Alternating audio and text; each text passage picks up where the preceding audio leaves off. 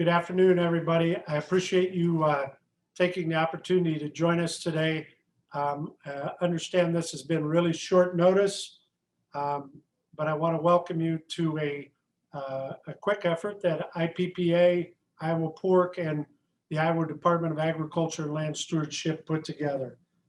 We've got a good action-packed group of speakers here today from not only IDOLS, but also USDA. We've also made available representatives of the Pork Board and MPPC in event there's questions that the group of speakers may not be able to handle. So we want to make sure that we get through a brief program, and then we'll for sure get to your questions. So again, I welcome you and thank you for participating. And with that, I'll turn it over to the Secretary of Agriculture in Iowa, Mr. Mike Naig. Thanks, Pat. Thanks for putting this together on short notice with our team. And again, this is in the spirit of communicating early and often about an issue that I know we're all digesting and learning as much as we can about, that being the detection of African swine fever in the Dominican Republic. So without further ado, I'll give some comments here after, but I would like to introduce Jack Shear, who's joined us from USDA. Partnerships are absolutely key when dealing with issues like this. And so we appreciate that in Iowa, we have great partners. Of course, Iowa Pork, industry leaders. We've got Iowa State Extension, CALS, and the College of Vet Med. And of course, our USDA APHIS team. Locally, that's led by Dr. Kevin Petersburg, our area veterinarian in charge. And Kevin, thank you for the work that you and your team do every day together with Dr. Kaizen and our team at the Iowa Department of Ag. So joining us from the headquarters office of APHIS is Dr. Jack Shear, our good friend. Jack serves as APHIS Associate Administrator for Emergency and Regulatory Compliance Services, where he concentrates on emergency preparedness and planning, as well as homeland and national security issues. And he's got a special focus on African swine fever and the threat that presents. Before serving in that role, Jack has served in many leadership roles at APHIS, including the Chief Veterinary Officer of the United States from 2016 to 19. And he's got extensive experience with animal disease outbreaks, FMD, and high path. Of course, we know firsthand with the work that Jack did in Iowa during the high path outbreak of 2015. And just in case Jack's credentials need a little more puffing up, he's also a very proud and distinguished, well, at least he's a proud graduate of Iowa State University College of Vet Medicine. So Jack, I know you've had a busy couple days briefing a lot of folks. Thanks for joining us on the call today. I see you're still muted, so unmute yourself there. But Dr. Shear, I'll turn it over to you. Thank you. Thanks, Secretary Naig, and thanks for the invitation to speak with all the folks today, and good afternoon to everyone. Wanted to brief you on recent findings in the country of the Dominican Republic. Just to give you some background information, we have found African swine fever in some samples, surveillance samples that we ran at the Foreign Animal Disease Diagnostic Lab at Plum Island. I'll give you a little history about how we got here. I attended the Americas meeting in 2018, and the Americas meeting is made up of the countries of the North American continent, the Central American continent, the South American continent, and the Caribbean. All those folks came together, and we were discussing ASF because at that time it was breaking in China, and it was big news. And there was concern that there was no surveillance in any of the islands in the Caribbean, and all of the continental countries were quite concerned about that. So when I came back, we sat down and we cobbled together a surveillance plan to try to bring the Caribbean countries into the start of what we could do for surveillance. The reason we needed to do that is they don't have testing. There's no laboratory set up for African swine fever in the Caribbean islands. It's also very difficult for those samples to get to a laboratory because they have to be flown on dry ice. Dry ice is not something that's readily available in the Caribbean. So we had to find a way to get dry ice and get a flight that was direct with those samples to JFK so that they could be taken directly under chain of custody to FATL and the testing be run in a judicious manner. So we set that up, and we've been doing this since 2019, and we'd had routine sampling, quarterly sampling of the samples and we started with the Dominican Republic because they were the ones that stepped forward first and wanted that testing done. So we did the routine sampling, and we hadn't seen anything during those quarterly samples until just recently. The samples that came in to us on Tuesday of this week, the Dominican Republic had special concern about, especially 12 additional initial samples that they wanted us to run first because they had evidence of sick pigs that they took those samples from. So our lab at FADL received those samples and began testing them on Wednesday, on Tuesday night. By Tuesday night, they had run PCR twice, they had run serology, and they had begun sequencing these samples to make sure that the results that they had seen in regards to the other 2 tests could be identified as wild type African swine fever, because there is a vaccine type, and we didn't want any evidence that there possibly was a cross reaction or that this was really a vaccine that we were seeing, even though we had no evidence that the Dominican Republic was using ASF vaccine. Now, the Dominican Republic and Haiti both have classical swine fever. They both have PRRS. And so these diseases, as you know, often look like or can mimic African swine fever in the milder forms. So we had to be very careful, and we had discovered classical swine fever in previous quarterly samples from the Dominican Republic. And we know that they vaccinate there for classical swine fever, which I will talk about in a few minutes, is why no pork or pork products can come from the Dominican Republic to the United States. They're restricted, and that restriction remains in place and was in place prior to the finding of African swine fever. So of these 12 samples that we received, 8 were tested positive. And the concern that we had when we finished the testing was based on the metadata, or where these samples came from. It was evident that if the data was correct, that there was infection in the province of Monte Cristi, which is right on the border with the country of Haiti. You know, it's one island, but they share the same island, but they share borders. And this Monte Cristi province is right on the border with Haiti. But 100 miles away, we had another sample that was positive in the province of Sanchez Ramirez. So 100 miles apart, all these tests were positive. We were quite concerned, so we immediately put into process notification of our Secretary of Agriculture and the White House, and we informed the Dominican Republic of our findings. We also went to work to make sure that our mitigations were in place, that we had strong control of the import restrictions, that we had strong control and reiteration with the Customs and Border Protection Group that they were intercepting and continue to intercept flights and ships from the Caribbean countries in general, and disposing of their garbage, and the methods that we have in place: controlled disposal and incineration, offloading to a restricted site for incineration. And we also wanted them to step up their inspection and interception of passengers, because we feel like passengers coming from these countries are the biggest risk for introduction, possibly because they bring in food from their home country.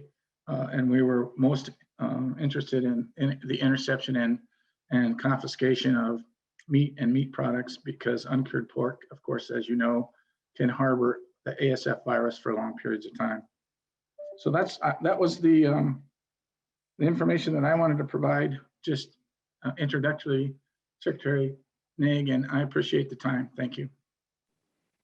Thank you, Jack. And we appreciate your time. I know you're busy today, and we'll want to make sure we get to to the questions that are on the group here. So thank you. And I'll add here too what's IDOL's doing. Again, we're grateful for the work that's Jack already referenced, the stepping up of efforts at the border to prevent ASF from reaching the continental U.S. Customs and Border Protection, detector dogs, often referred to as the Beagle Brigade, helping to screen passengers and cargo and for fruits and vegetables and plants and meat materials, garbage from the ships and planes arriving.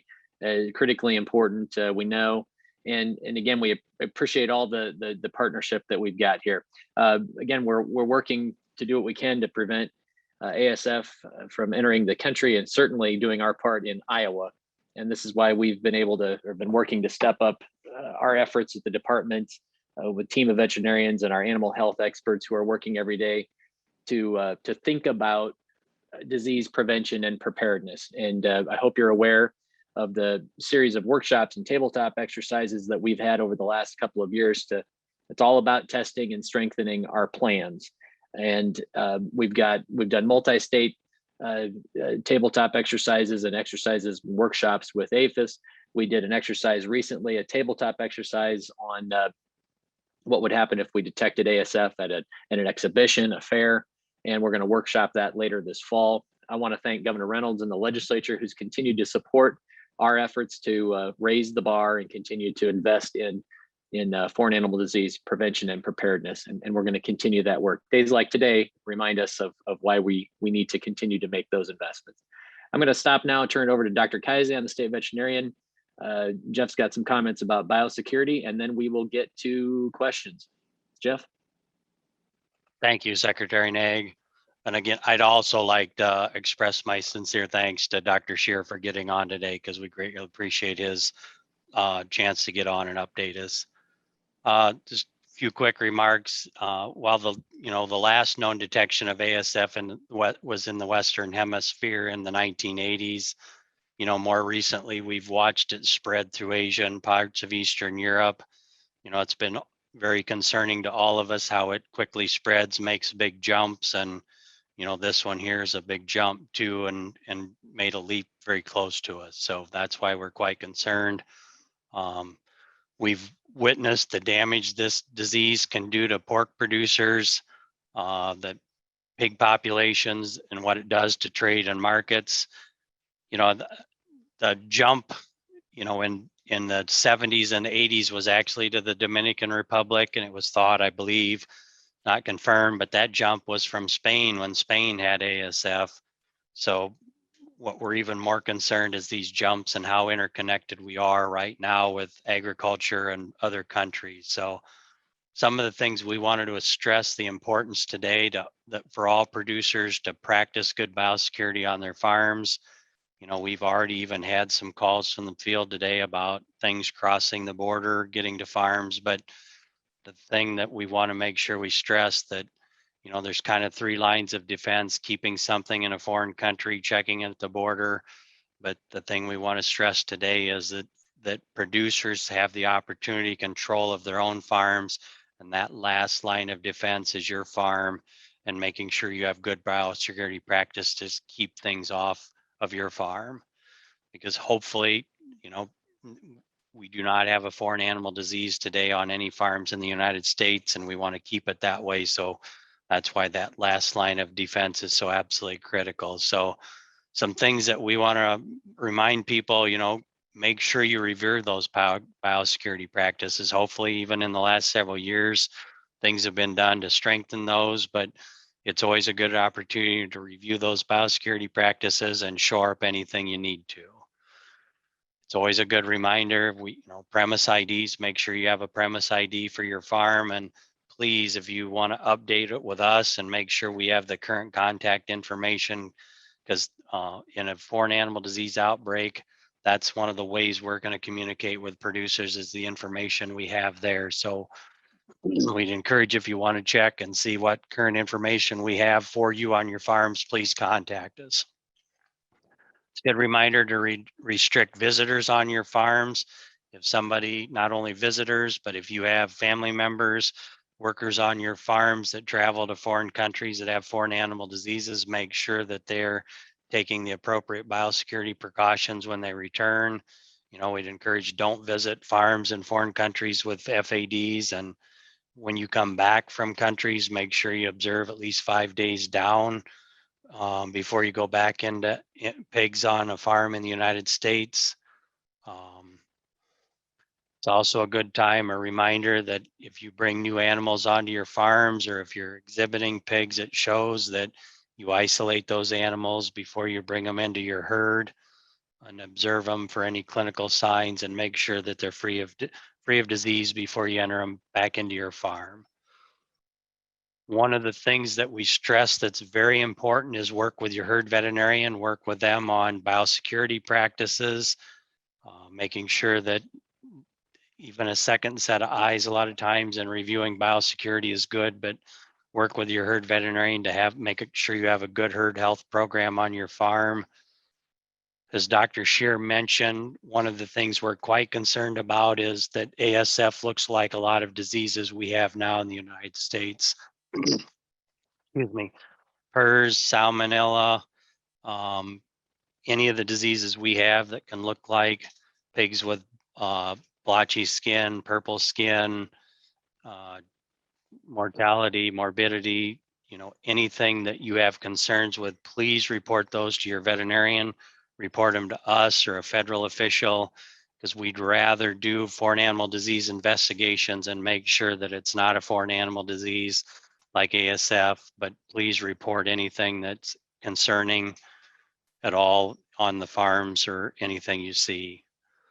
We have several resources available on our website at iowaagriculture.gov, including biosecurity best practices, instructions on how to update your premise ID, links to foreign animal disease webinars that have been done, video demonstrating how to set up a cleaning and disinfection corridor on your farm.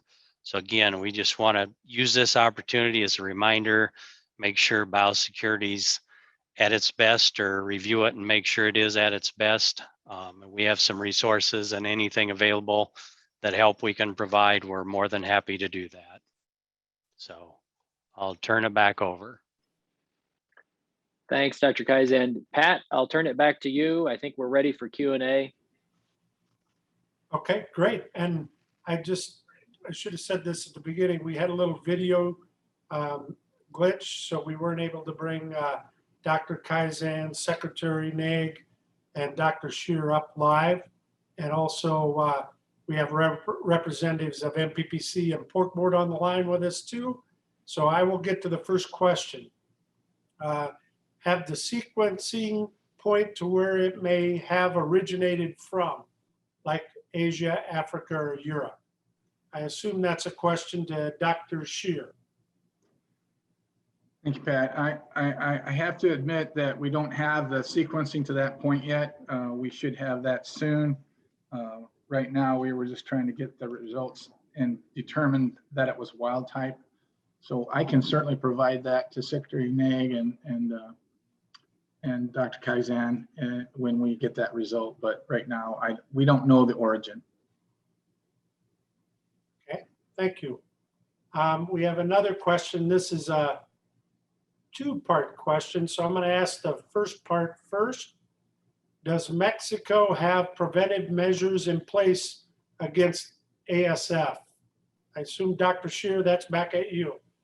Thank you. I think Mexico has biosecurity measures in place. They have the same or similar mitigations for acceptance of product from states that have, or countries that have African swine fever or that have CSF. So those measures are in place. I don't know what their surveillance program is in their country, but I do know that for them to trade with us, they have to have similar restrictions in place for receipt of pork products or live animals from other countries. Okay, thank you. Kind of as a follow-up, do we know for sure they, which is Mexico, don't have ASF? Dr. Scheer, I'll bet you that one's back at you. Yeah, I will just say this, that according to the OIE standards, if you're a member country of OIE, if you determine you have certain diseases, you have a responsibility to report that within 24 hours. Now, that doesn't mean everybody follows that, but we assume, and we have pretty close relationships with, I would say, our two closest trading partners are Mexico and Canada. And so we assume that they are following the OIE standards to the letter. So they would, if they determined they had it, they would have to report that within 24 hours to the OIE, so we would know. And we also have a policy with Mexico and with Canada that if CVO to CVO, if they determine there's a problem or a disease, that they pick up the phone and call our CVO and inform them immediately once they determine that they have a diagnosis. Okay, thank you. And then another part to the question, what would stop wild boars from Mexico into the US if they were contaminated with this disease? Well, I'll take that question too, and I'll be honest, nothing. I mean, those feral hogs are a problem. They're a problem in Europe, they're a problem in Russia, they're a problem in China. Every place where this disease is, the wild boar population, or in our case, feral hogs, as we call them, would be an extreme problem. And if it gets into the feral hog population and those hogs move into our country, then we'll have a problem. The good news is that based on studies by the wildlife services folks in the United States, those hogs don't move very far. They stay in populations or family groups, and they don't move around a lot, and they don't mix a lot with each other, which I find very interesting when it comes to the research that's been done. But if you've ever seen, and many of you on the call have put hogs together that work together, and you see the fighting that goes on, so it's understandable that in the wild they wouldn't want to mix. And that's good information, which will assist us if it ever gets in the wild, feral hog population, for our eradication efforts in that population. Because once we determine where it's at, we can go in and cordon off those populations and hopefully eradicate it in that fashion, much as the Czech Republic did when they eradicated it from their country. Yes. Pat, I just maybe quickly add, and thank you to Dr. Scheer for answering those tougher questions. But, and this is the place where we remind producers again on biosecurity that, whether they have pigs that are outdoors and could have any potential contact with feral pigs, to make sure biosecurity is in place there, because if it were to cross over, and we just need to make sure that every means that we have possible to make sure that it doesn't jump from feral pigs to commercial pigs, and take those appropriate precautions. And, in Iowa, we take feral pigs very seriously. And in fact, a year ago, when the Iowa legislature passed some code changes, that we have a lot tighter ability to eradicate feral pigs in Iowa, dispatch feral pigs that are running loose. So it's something we take very seriously. Okay, thank you, Dr. Kaizen. Dr. Scheer, I've got two more questions, and they're similar in nature, so I'm going to present both of them. How will the testing be increased in the DR? And these are for Dr. Scheer. Are there plans to help them, being the DR, with eradication? And then finally, what are resources are we, or would we provide to the DR to help them with testing and eradication? Those are all great questions, Pat. So let me just say this. Once we make the diagnosis and informed the DR of the case, we made the offer. Our Secretary of Ag, Secretary Vilsack, said, find out what they need. It doesn't mean we're going to do everything they ask, but we put that to them that way. What's the ask? What do you need from us? We're going to continue with the testing and providing the answers to the samples that we have.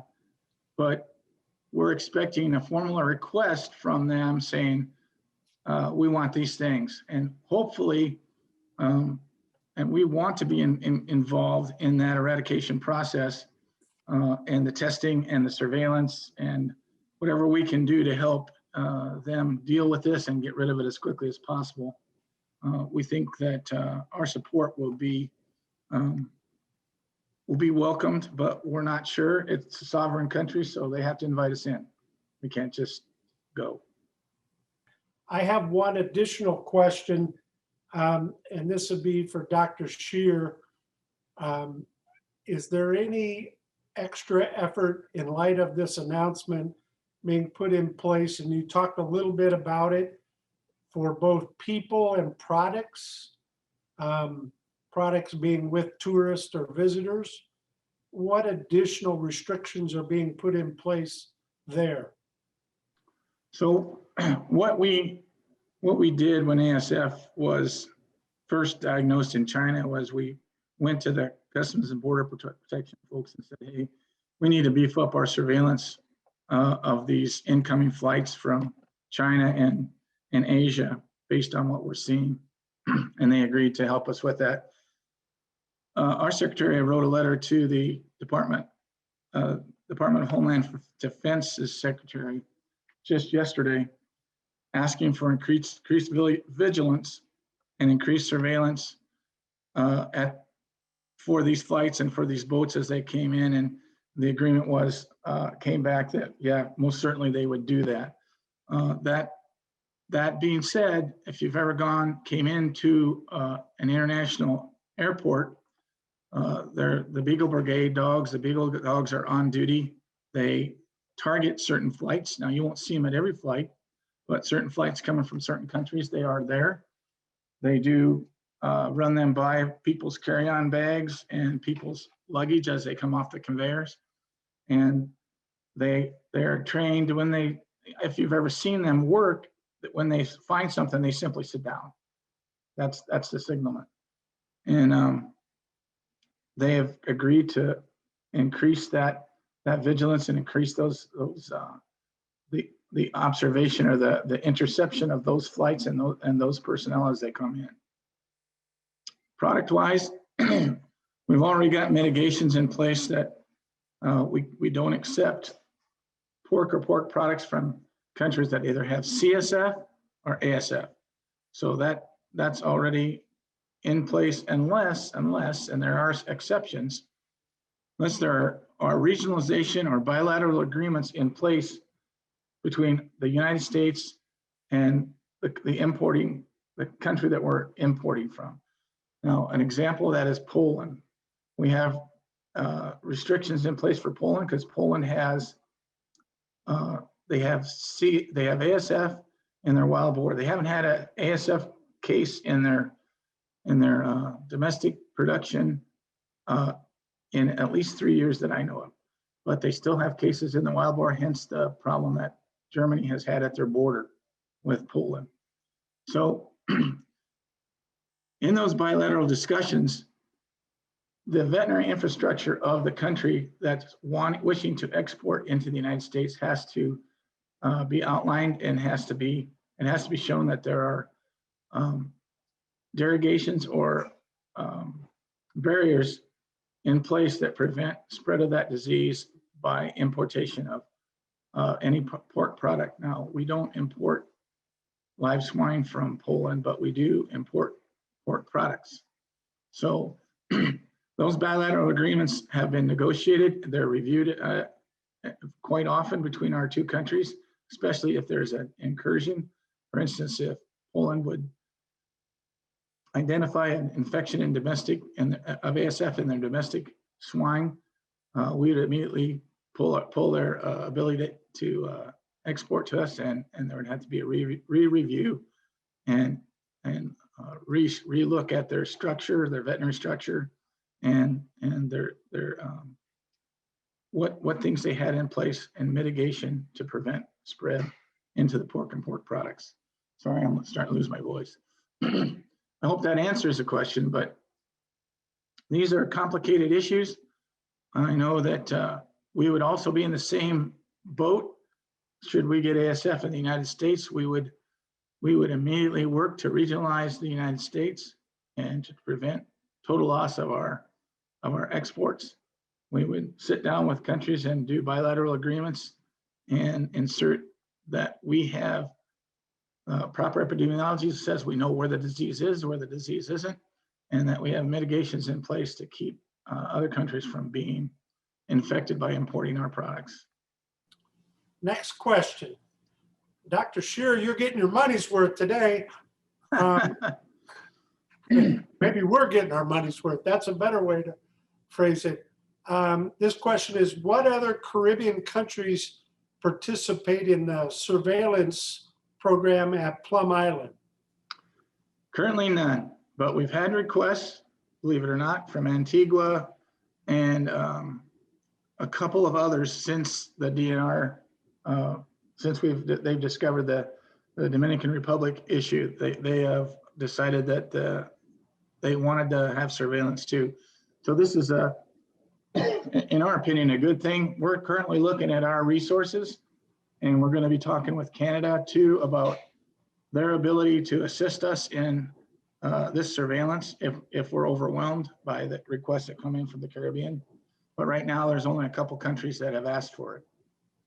Okay, thank you. Another question, and I think Secretary Naig, you or Dr. Kaizen or Dr. Shearer, all of you could comment on this one, but let's start with Dr. Shearer. The question is, what is the media coverage at this point, and how do we expect this to affect U.S. consumer demand in the immediate future? And I might ask our friends at the Pork Board to respond too. So Dr. Shearer, if you want to start with that. Yeah, I think first and foremost in our message, we have to say, this is a disease of swine and only swine, and that people can't get it by eating pork. That's important. We don't want any consumer loss of confidence. So that's important that we share that information, and that they understand that, yeah, pigs get sick with this, just like humans get sick with certain diseases like the measles, but they can't give it to pigs. And we can't get African swine fever from swine. So we have to send that as our message, that this infected swine can actually be consumed. There's no danger. Bottom line, that's it. But the other piece of it is, if we did discover it in the United States, our eradication principles would go into effect immediately, and we would be eliminating these animals from the pork supply. And it would be rare that these animals would reach slaughter establishments and actually be processed and put into the food supply. That's just generally how we would handle it. Yeah, I would just add, that's right. We completely agree, Jack. We will include in everything that we do, just like we've got our past experience with HiPath, is there is no human health or food safety issue here. We make sure that we include those kinds of messages each time we talk about it. And of course, the other being that this is why we collectively do the work to prepare. It's not an accident that we're having a call this afternoon based on this news. It's because we've already thought about how to respond, and we're not guessing at next steps when it comes to these things. And so that's the other thing we want to make sure that we're communicating. But I think to the consumer, again, it's about food. There's no food safety and there's no human health impact. We'll continue to hammer those things home through repetition. Okay, we do have Bill Even, the CEO of the Pork Board, with us. Bill, if you want to make comments. Sure, thanks, Pat. And Dr. Kaizen and Secretary Naig and Jack Shearer all on message here. What we've seen from the general media is last night, I would say the ag reporters and some of the mainline networks like Reuters, Bloomfield, and the like picked up on the story. To this afternoon, most of the traffic we're seeing is still kind of confined to the agricultural media. So think National Hog Farmer Successful Farming. We did a piece from the Pork Checkoff on RFD TV today. We worked with a National Association of Farm Broadcasters with these messages you just heard Jack Shearer mention, and also working with the Brownfield Network. So getting some of the repetition of those key messages that this is a disease of pigs and not people, and pork is safe to eat, are what we've been pushing. I think the other thing that's perhaps keeping this a little bit in the background from a consumer consciousness standpoint is the fact that the Olympics are underway in Tokyo. You've got the COVID Delta variant being discussed in the news, and Congress is in session. So there's some other things going on in the news cycle. So we're actively monitoring this, and we have sent our standby statement from the National Pork Board out to all of the state pork associations, such as Iowa Pork. So if they get media inquiries, you've got different ways to handle whether it's a trade media or consumer media. Thanks, Pat.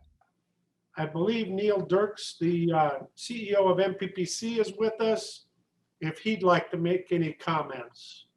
Hopefully you can hear me, Pat. Hear you well. All right. First of all, I'd like to thank Jack Shear at USDA, as well as Secretary Naig and our state vet in Iowa, Dr. Kazan. Thank you very much for the effort and the response. I will tell you, Jack, we just put forth, because I was in contact quite a bit yesterday with the department. Thank you for everything that USDA has done to this point. I want to thank you for all the efforts of our state animal health professionals. This kind of stuff is never a good time, but I will tell you, and it says Secretary Naig just said, is that through the previous preparations, my observation has been the coordination's been synced up. I know I was in conversations last night, not only with the Office of the Secretary, but also my counterpart in Canada. I know Jack has been in contact with the veterinarians from the National Pork Producers Council, as well as the National Pork Board, as well as other folks at APHIS with that. And obviously, everybody listen to this. In a situation like this, MPPC is not going to try to get ahead of our government, because our government is the lead with this. And that's why we rely on Jack and others in APHIS, as well as others in the department, to make sure that we have the accurate information that can go out. Now, as Mr. Naig said, there's a lot of things we already know about preparations, how individual producers can protect their own system from a biosecurity perspective. And there will be other outreach. Staff in DC from MPPC's had other outreach to other parts of the government, including the U.S. Trade Representative's Office and others, working on making sure that we've got channels open, that this can be dealt with from a accurate and truthful situation, so that we can address this and avoid the potential for rumors and others. I will tell you, we're all aware that there were some rumors yesterday that were floating about, and in other parts of the government, include the Commodity Futures Trading Commission, which has gotten increased surveillance of the market taking place to make sure that people weren't playing games, as well as other parts of the government that come to bear. And again, I'd just like to say thank you, Jack, to all the efforts you've put forth, and others at APHIS, and also Secretary Naig and Dr. Kaizen for your efforts. So that's what I have, Pat. Okay, thank you, Neil. Dr. Shear, do you see ramping up efforts of both people, products, and wild pigs in Puerto Rico happening over in the short period of time here? That's another great question. And let me just tell you, we also have a project in Puerto Rico. I don't know if you folks remember when Hurricane Maria went through and hit Puerto Rico and just kind of wiped out a lot of their buildings and caused a lot of problems. I think that was in, I want to say 18. Well, as a result of that hurricane, now Puerto Rico's always had feral hogs in the mountains. They've had a few that got loose, and they've always had those. But they also had, a lot of people had the Vietnamese potbelly pigs as pets. And a lot of those got loose as part of the hurricane. They were in outdoor pens, and of course the pens got blown down and they escaped and they become feral. There's quite a large population of them along the coastal areas of Puerto Rico, and they are quite reproductive. So we have been working with Wildlife Services, and we have a multi-million-dollar project to go into Puerto Rico and eradicate those potbelly pigs. And this will be the second year, we're starting the second year of that eradication. As a result of what's happened at the DR, we had a 6-year plan. We want to step that up and shorten it to a couple of years and just get those pigs out of there as quickly as we can. And so that's one piece. The other piece is the work we'll do with VS and with our export staff in regards to the folks in Puerto Rico. Now, people have called me and said, you know, there's a ferry that comes into Mayagüez from the DR, the Dominican Republic twice a day, and that's true. And people travel with their animals, and that's true. So we have to beef up the biosecurity there. They don't travel with pigs because that's not allowed, but they do travel with chickens and goats and things if they're moving, that sort of thing. So that is something that we're gonna have to beef up too. And we're in the process of talking with the officials at Puerto Rico right now to begin. And we have a call tomorrow, as a matter of fact, to begin to discuss what needs to be done there. We have, as people on this call have already called me and intimated that Puerto Rico is a risk, and we need to look at that risk and begin to deal with that also, and what we need to do to make Puerto Rico safe as well as make the United States safe. Because there have been questions from folks about, well, what happens if Puerto Rico gets ASF? What does that happen to our trade? And the honest answer is that in the eyes of the OIE, they believe that if territory is infected, then the country is infected. So we would have to move, and we'll begin to move to partition Puerto Rico off from the rest of the United States, because we don't really do much trade in regards to importation of pork from Puerto Rico. So that we would begin to treat that country, or that Puerto Rico as a territory. We would treat them in a different fashion and make sure that we could regionalize them out out of the United States should we have a problem. But we want to put restrictions, and not restrictions, but we want to put mitigations in place now to prevent that from happening.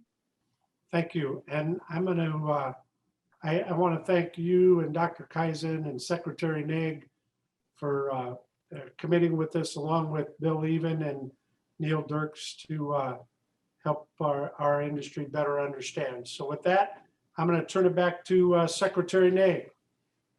Thanks, Pat. And again, Jack, again, thanks for taking time to be with us today and for your leadership. Jeff, thank you as always. And Bill and Neil, thanks to you as well. So you've got our commitment, all of you listening, to continue we'll communicate early and often, maybe more than you'd like us to, but I'm a huge believer in that let's not let rumors run. Let's, take the opportunity to directly ask questions. And Jack, again, can't thank you enough for directly responding. That's critically important. So Jack, any final comments? No, I just say this: Iowa's my home too, and I got to tell you that this is close to home. It's close to my heart. So whatever we can do to help, we're certainly going to do that. So, and I really appreciate the opportunity, Secretary Naig and Jeff and everybody that's on this call, for giving me the opportunity to answer the questions and be part of this. Thank you. Very good. Well, thanks again, Jack. Again, we'll communicate as needed, but as the situation develops. Pat, thanks again for organizing, and we'll sign off. All right. Thanks, everybody. Have a great rest of the week.